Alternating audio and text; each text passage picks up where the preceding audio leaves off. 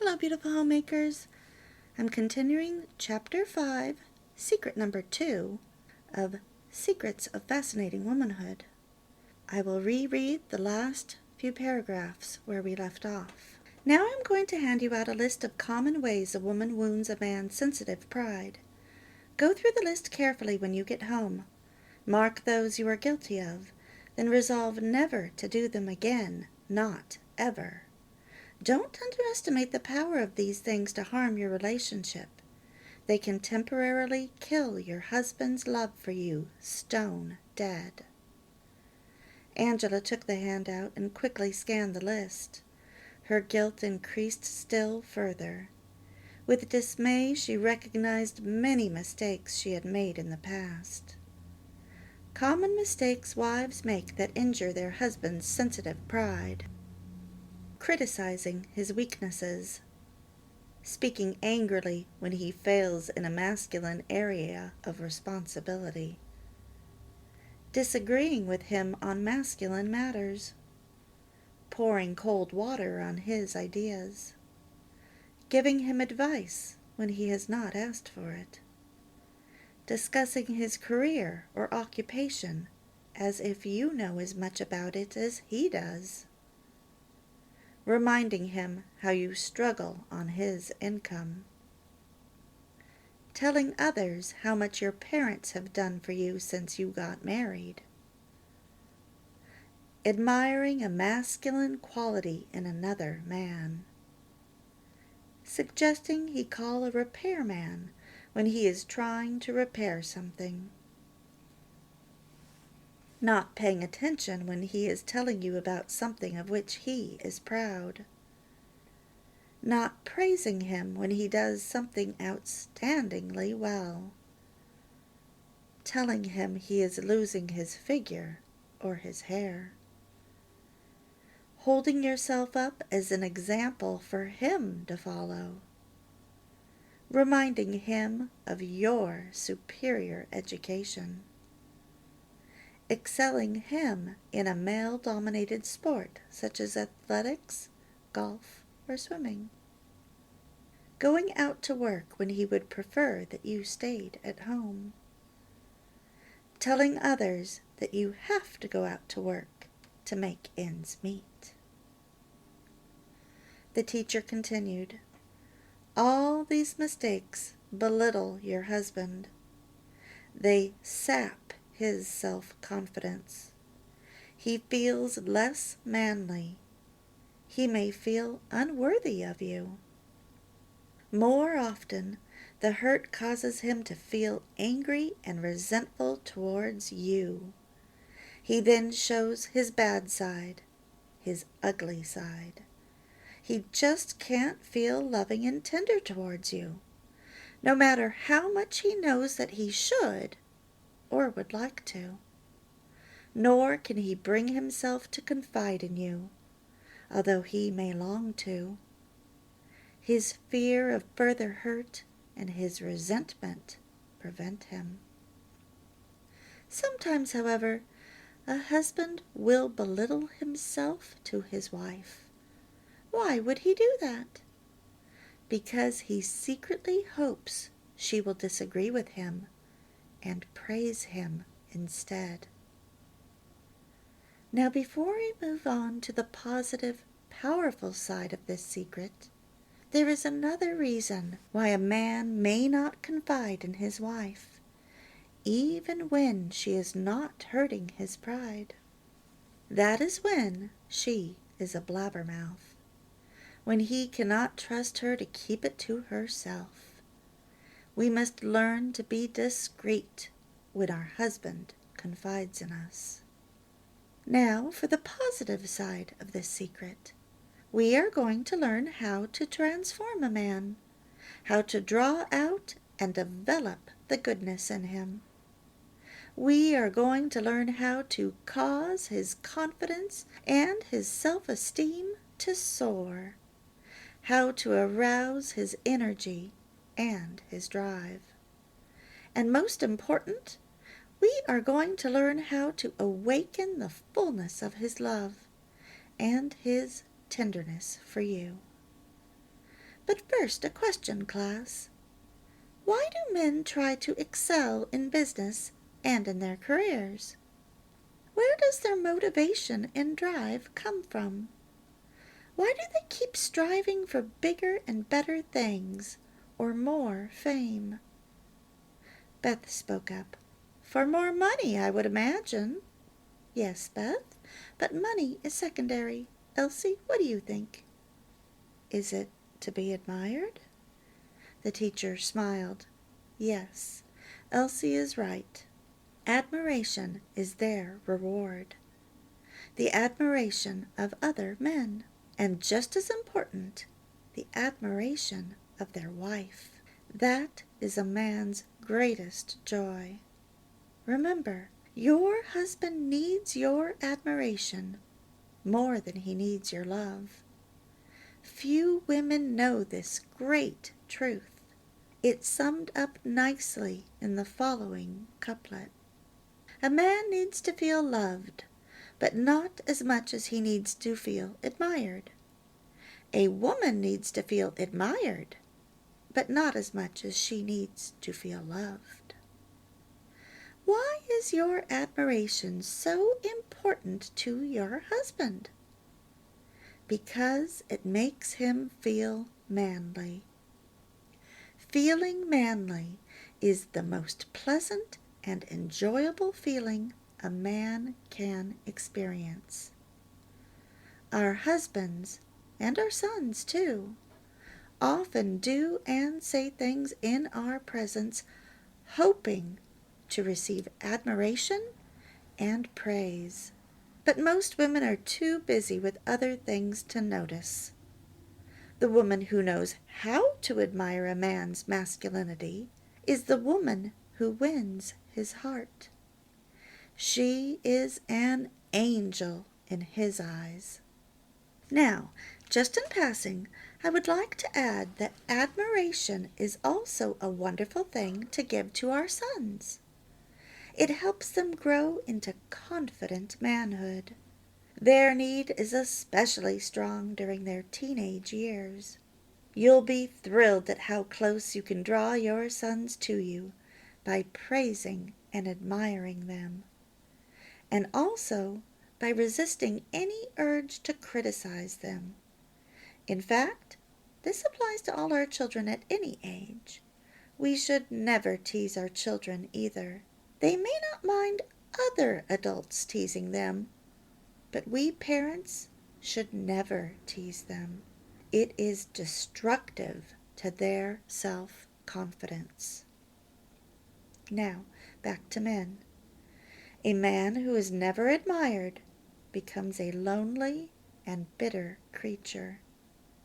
But the man who is admired and praised, especially by his wife, grows in confidence and nobility.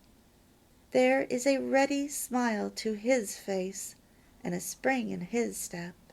He holds his head high. You can use this masculine admiration principle to help your husband become a better man. First, you need to have a trusting belief in his better side. Then, whenever he does something right or good in his masculine responsibilities, sincerely praise him for it. Make him feel manly. Also, remind him of good things he's done in the past that have impressed you. Do this daily in the weeks ahead until it becomes a habit. Watch him develop and grow. You'll be so proud of him. Elsie spoke up. Behind every great man there is a great woman. Yes, that's so true, Elsie. Now you all know that the main secret of this is praise of his masculine qualities. Helena, would you please read us these words from the famous German writer Goethe? Said the teacher, handing Helena a card. This goes right along with what Elsie said. If you treat a man as he is, he will stay as he is.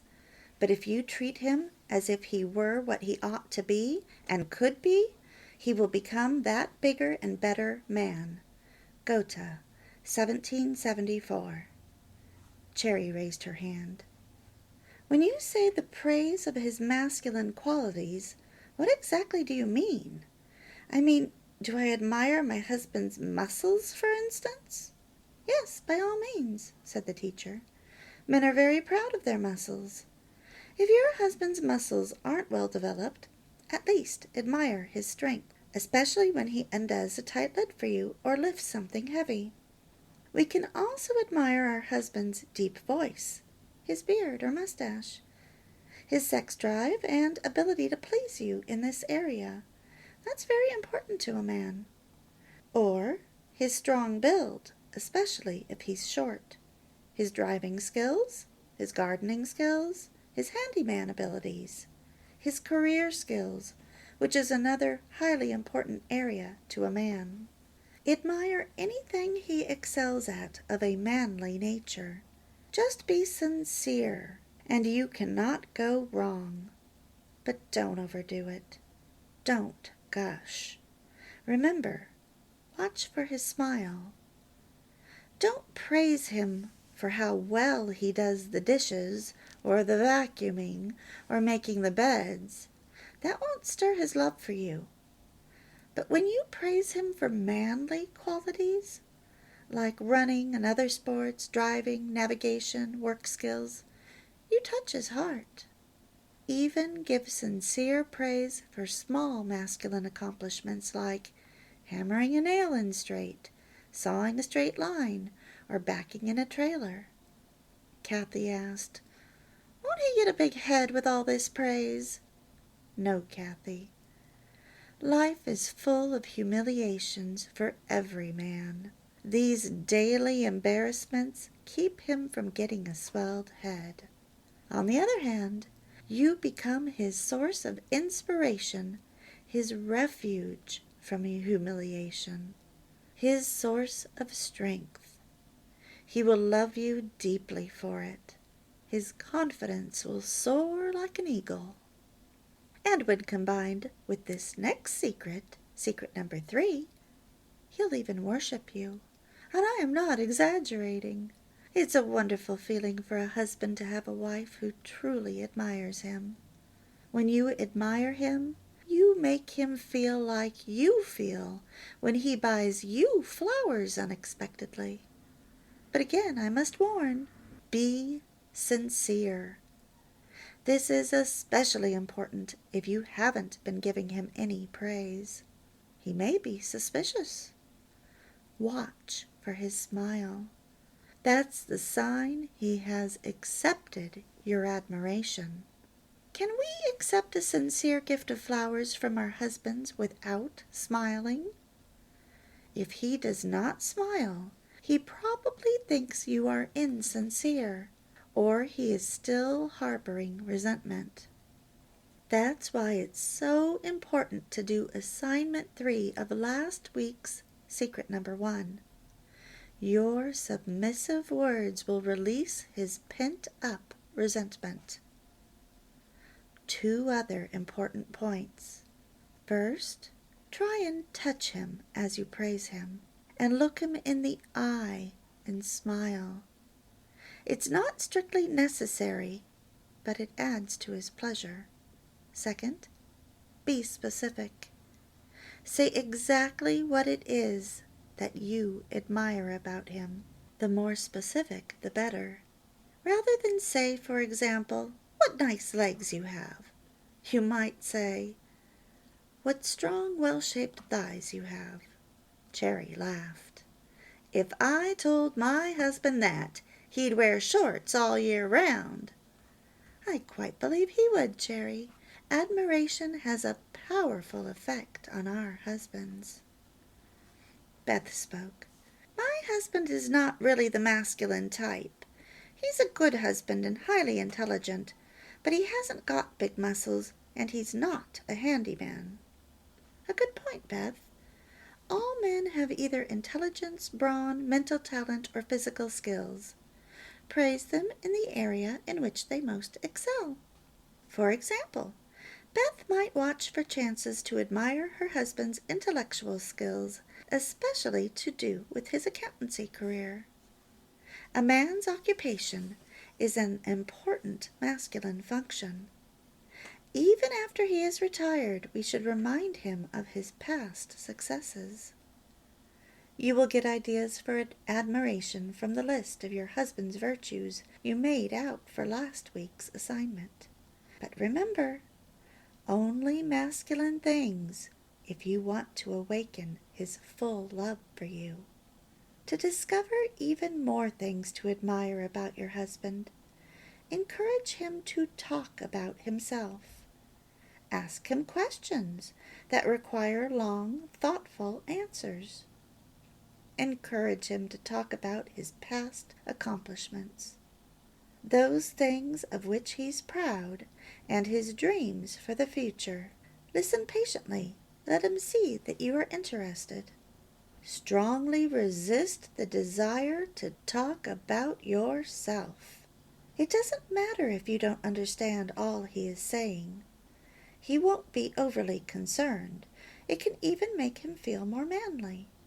Just appreciate the character that is being unfolded to your view, and openly admire any noble, masculine thoughts he shares with you. Later on, when he regularly confides in you, you might need to show gentle, feminine dismay at any unworthy thoughts he shares. But at first, just listen uncritically.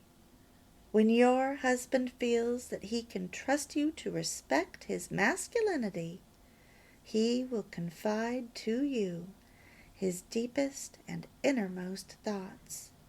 This is when you begin to awaken his deepest love. Here we have the explanation of the mystery we discussed last week. How a man can be captivated by a woman who appears to have no attractive qualities to us at all. That woman is living fascinating womanhood, especially this week's second secret and next week's third secret of fascinating womanhood. Yes, we women have great power over the destiny of our man. But again, remember to be sincere. You are dealing with your man's most sensitive area, his sense of masculinity. He may strongly resent praise that has a phony ring to it. It can backfire on you. Watch for his smile of acceptance. Bev grinned, then said, I don't know. I still think Kathy could be right. All this praise and admiration will give any husband a swelled head, especially mine. The class laughed. The F.W. teacher smiled. Maybe it will, Bev, but he'll return to you so much love and kindness that you won't mind one little bit.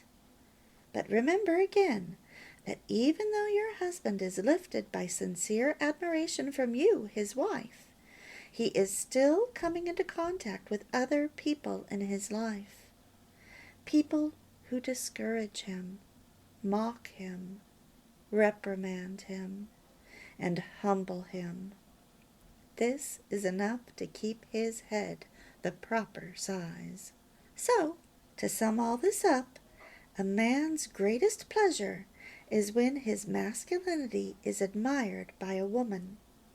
His greatest pain is when his masculinity is belittled by a woman.